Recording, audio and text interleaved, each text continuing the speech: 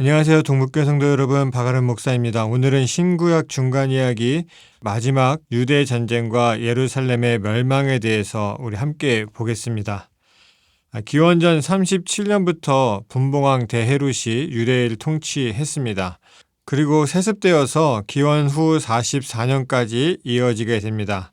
그 중간에 데헤룻의 아들이었던 아켈라오가 분봉왕의 자리를 차지하고 있었지만 옥타비아누스 황제에 의해서 폐위가 되게 되고 이후에 유대, 이두메, 사마리아가 모두 로마 총독에 의해서 지배를 받게 됩니다. 헤롯 아그리파 1세가 죽은 이후에 실제적으로 유대 지역은 분봉왕이 사라지게 되고 유대 전체를 총독에 의한 직접 통치로 이제 바꾸게 됩니다. 그럼에도 불구하고 로마 총독이 유대를 직접 통치를 하지만 유대의 대제사장과 사내들인 공회는 그대로 유지를 했습니다.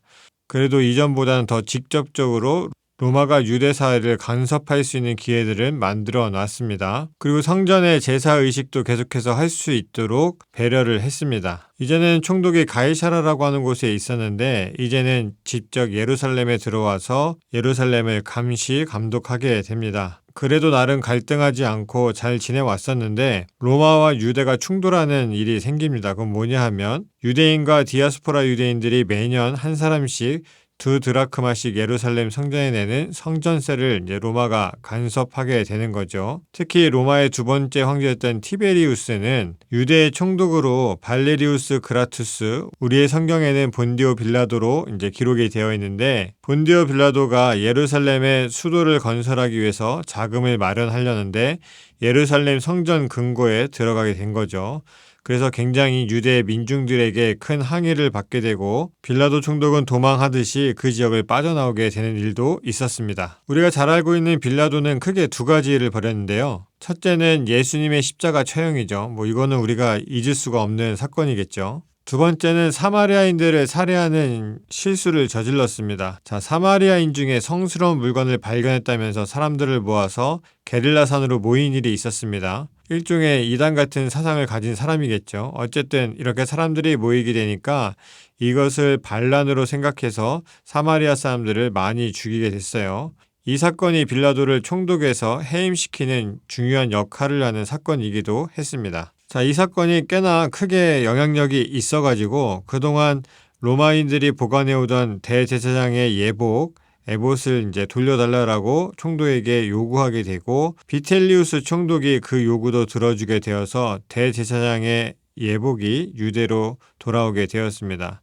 그동안 대제사장들이 로마에 의해서 확증받고 그 자리를 유지한 것도 있었지만 얼마나 힘이 없었냐 하면 예복을 뺏기고도 되돌려받지 못하는 상황에 있었다는 거예요. 그러니까 대제사장의 위치라고 하는 것이 얼마나 낮은 수준이었는지를 알 수가 있게 되는 거죠. 그 다음에 로마의 세 번째 황제인 카리굴라가 황제 숭배를 강요하게 됩니다. 또 이것으로 유대에게 큰 고통을 주게 되는데요. 이때 시리아의 총독이었던 페트로니우스가 예루살렘 성전의 지성전 안에 자신의 동상을 세워놓고 숭배하라고 하는 명령을 내리게 되었습니다. 이때 당연히 유대의 민중들은 페트로니우스 총독을 포위하고 격렬하게 시위하게 되고요. 페트로니우스 총독은 간신히 목숨만 건져서 시리아로 도망하는 일도 있었습니다. 그리고 로마의 네 번째 황제였던 클라우디우스는 유대의 총독으로 쿠피루스 파투스하고 티베리우스 알렉산더 그리고 쿠마누스를 보낸 적이 있었습니다. 그 다음에 로마의 다섯 번째 황제인 우리가 잘 알고 있는 네로 황제는 유대의 총독으로 벨릭스, 베스도, 알비누스, 가이우스, 캐스티우스, 플루루스 이런 사람들을 총독으로 보내게 됐습니다.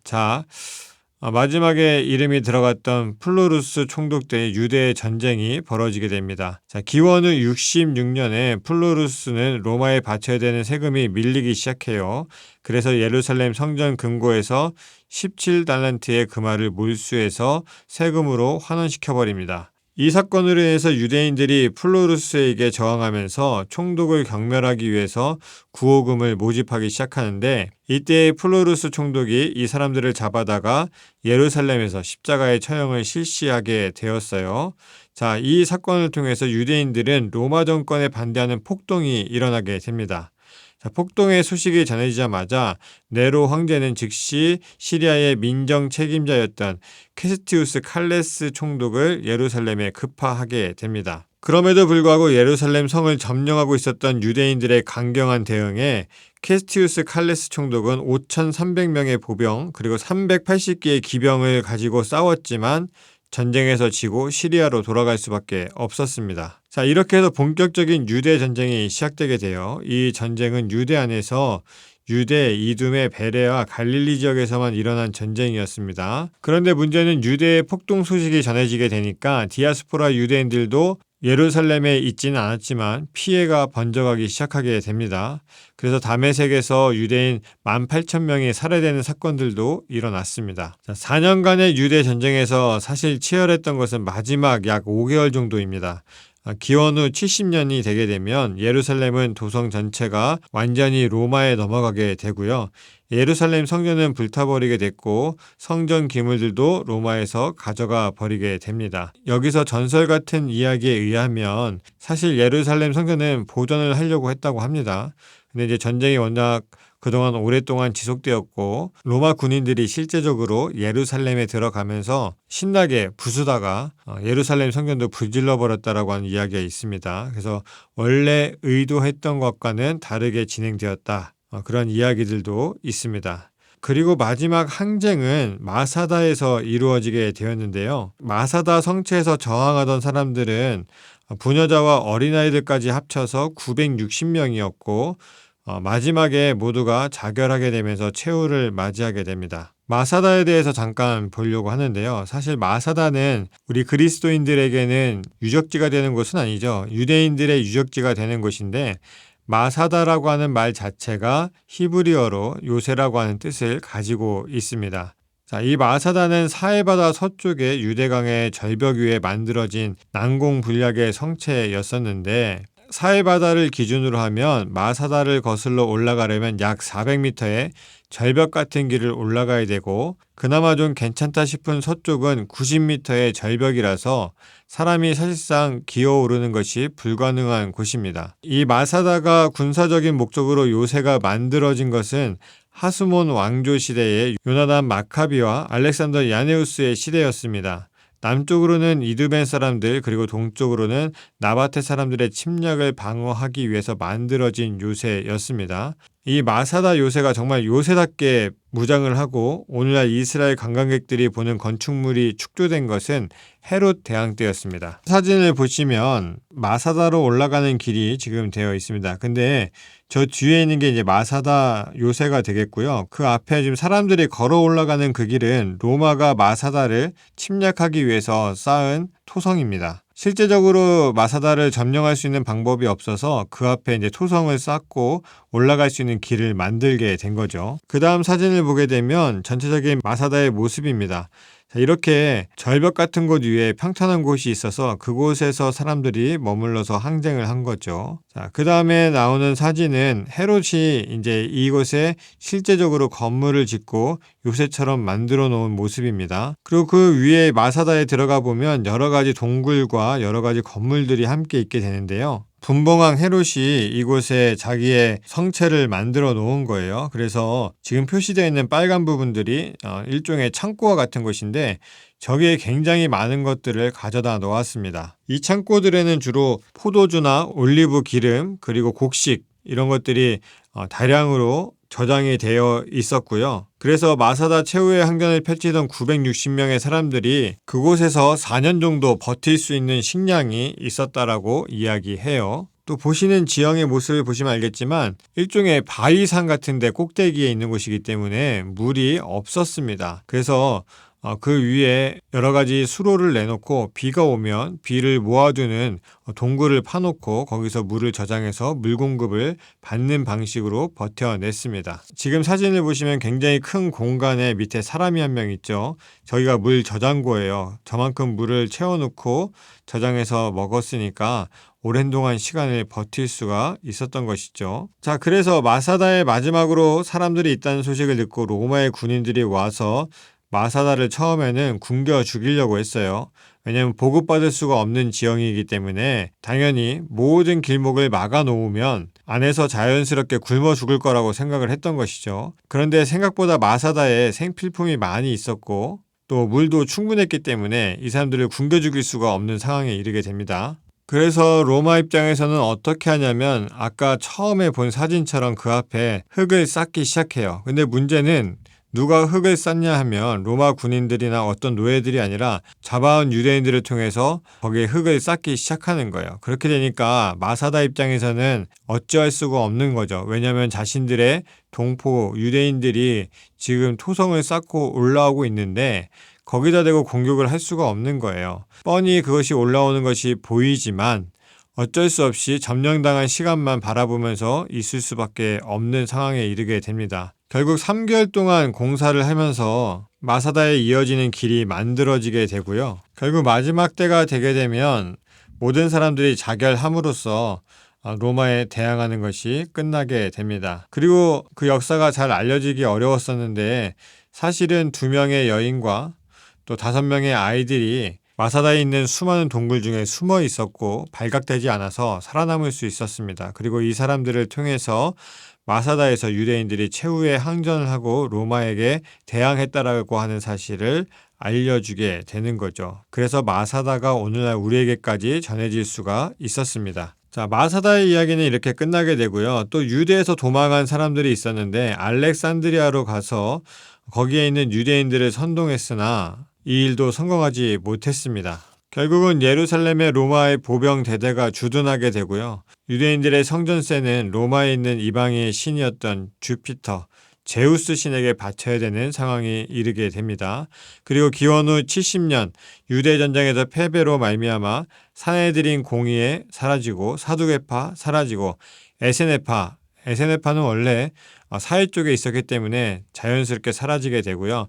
열심 당원들도 독립을 위해 싸운 사람들이었기 때문에 이 사람들도 모두 사라지게 됩니다. 그리고 기원 후 116년에 트라이아누스 황제 때의 유대는 다시 한번 반란의 기미를 보여준 적이 있었으나 기원 후 130년에 하드리아누스 황제는 예루살렘에서 유대인들을 완전히 추방해버리기 시작하고 유대교 자체는 금지하지 않았지만 유대교를 멸시하는 방향으로 나아가게 됩니다. 결국은 공식적으로 이스라엘이 문 닫은 연도가 기원 후 70년이 되는 것이고요. 실제적으로 유대인들이 전 세계로 흩어질 수밖에 없는 것은 기원 후 130년입니다. 그리고 이 민족들이 끊임없이 자신의 삶들을 포기하지 않고 하나님을 믿고 그 다음에 신앙교육을 하면서 버텨내기 시작하고요. 그 버텨내는 데 있어서 가장 중요한 역할을 했던 것이 바리새파 사람들, 모든 사람들이 하나님의 율법대로 살아야 된다라고 했던 그런 주장을 가지고 있었던 율법학자들이 사람들을 끊임없이 있는 자리에서 가르치게 되고 그래서 랍비 문화가 발달을 하게 돼요. 그래서 이 랍비를 통해서 회당에 사람들이 모이게 되고 또 때로는 숨어서 신앙의 교육을 받고 철저하게 자신들이 가지고 있는 믿음으로 나아갔고요. 1948년에 결국은 여러 가지 정치적인 뒷얘기도 있지만 결국 1948년에 이스라엘 나라를 다시 그 땅에 세우게 됩니다. 이때의 나라를 세울 때에는요. 이스라엘 땅이 비워져 있는 때가 아니라 다른 민족들이 있었습니다. 근데 다 민족들을 일부 몰아내고 이스라엘이 그곳에 다시 나라를 세우게 됩니다. 자, 이제 마지막까지 다 봤습니다. 우리 성도님들이 보시면서 참 복잡하죠. 여러 가지 많은 일들도 있었고 또 우리가 어찌 보면 익숙한 이야기들이 아니기 때문에 머리에 다 들어오지 않을 수도 있습니다. 저 또한 이 모든 것들을 준비하면서 굉장히 힘들었던 기억들이 있어요. 왜냐하면 특히 이렇게 유튜브에 올릴 때에는 역사적인 사실을 실수할까봐 굉장히 두려움도 있었고 나름대로 조사를 하지만 인터넷에 있는 것이 다 정확하진 않기 때문에 그러한 부분들을 좀 조심히 피해가려고 굉장히 많은 검색과 검증을 하려고 노력했었고 또 여러 가지 제가 알아볼 수 있는 방법은 최대한 알아보면서 준비를 했습니다. 물론 앞에 있는 거의 30개에 가까운 이야기들이 정확하게 완벽하게 다 맞을 수는 없을 거예요. 때로는 실수도 있을 것이고 잘못 전달된 부분들도 있을 겁니다. 그러나 우리가 신구약 중간 이야기를 통해서 우리가 깨달아야 되는 것은 무엇이냐면요. 하나님께서는 정말 하나님께서 이전에 약속하셨던 이 전 세계의 모든 곳에 하나님의 복음을 전하기 위해서 이 신구약 중간 시대, 누군가에게는 하나님의 응답이 없고 하나님께서 하신 일이 없다고 여겨질 만한 이 시대에도 세상이 돌아가는 모든 것을 통해서 준비하셨고, 그리고 그 모든 것을 통해서 사도 바울이 이방 세계에도 복음을 전하는 놀라운 일들이 벌어지게 되고, 또 그동안 유대인들은 자신들의 율법을 잘 지키려고 했지만 실패하고 하나님의 뜻을 잘 이루지 못했던 그러한 삶이 결국 예루살렘을 멸망시키게 만들었지만, 그 이후에 끊임없이 자신들의 입장에서 율법을 지키며 하나님의 뜻을 위해서 살아갔던 오랜 역사 가운데 다시 그 땅이 회복되는 것도 우리가 보게 됩니다. 또 사도 바울이 전했던 그 복음은 유럽 사회를 넘어서서 아메리카 대륙에 전해지게 되고, 아메리카 대륙을 통해서 또 이 아시아 쪽에 전해지게 되고, 지금은 동남아 쪽으로 다시 하나님의 복음이 끊임없이 전해지고 있습니다. 우리가 이 모든 시대를 바라보면서 생각해야 될 것은, 우리가 느끼기에 아무것도 이루어지지 않는 것처럼 보이고 뭔가 잘못되는 것처럼 보일 수 있지만, 하나님께서는 그 안에서 끊임없이 하나님의 일을 위하여 준비하시고 행하시고 이루어내신다는 거예요. 그래서 2000년의 역사가 지나서 우리에게도 복음이, 우리의 옆에 동남아시아 쪽으로도 복음이 전해지고 있는 것이죠. 그러니 우리의 삶에 당장 하나님께서 뭔가 응답해 주시지 않는 것처럼 보이고, 나에게 뭔가 행하시지 않는 것처럼 보이고, 마치 내가 하나님께 버림받은 것처럼 느껴질 수 있겠지만, 하나님은 그런 것 안에서도 모두 이루어 가시고 하나님의 뜻이 이루어질 수 있도록 행하시고 계시다는 사실을 우리 성도님들이 잊지 마시고, 매 순간 하나님의 뜻대로 이루어 가시는 하나님을 바라볼 수 있는 눈이 띄일 수 있도록, 또 그런 하나님의 계획을 잘 알아갈 수 있도록 항상 기도하시고 말씀을 가까이 하시고 세상을 하나님의 관점으로 바라볼 수 있는 믿음의 삶을 살아가셨으면 좋겠습니다. 이제 신구약 중간 이야기 모두 마치겠습니다. 그동안 들어주셔서 감사합니다.